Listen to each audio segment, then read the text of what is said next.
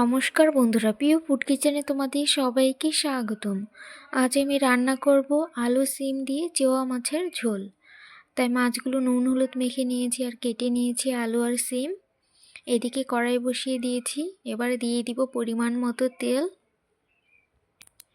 দিয়ে দিব অল্প একটু নুন। এবার তেলটা ভালো করে গরম করে নিব। দিয়ে দিব নুন হলুদ মেখে রাখা মাছগুলো এবার লালচে করে ভেজে নিব। মাছগুলো ভাজা হয়ে গেছে, এবার নামিয়ে নিচ্ছি।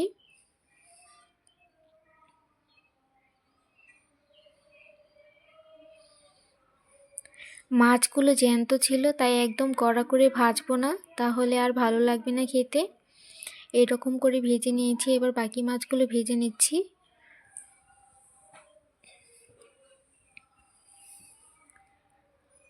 এই মাছগুলো ভাজা হয়ে গেছে, এবার নামিয়ে নিব।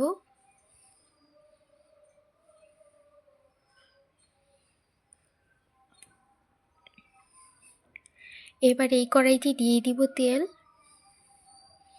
তেলটা ভালো করে গরম করে নিব। দিয়ে দিব জিরে ফোড়ন,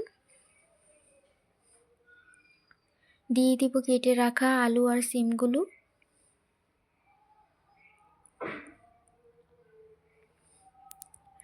দিয়ে দিব অল্প একটু নুন আর হলুদের গুঁড়ো,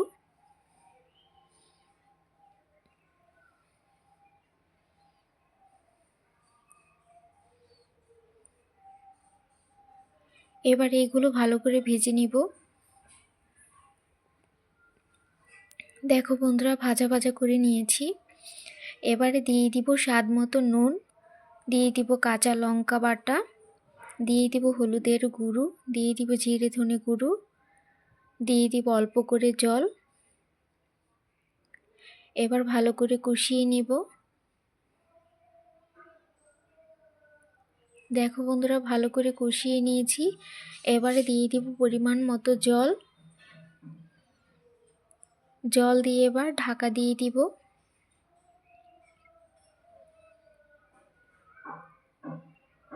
এবার ঢাকনা খুলে ঝোলটা ফুটে উঠলে দিয়ে দিব ভেজে রাখা মাছগুলো দিয়ে আরেকটু ঢাকা দিয়ে দিব।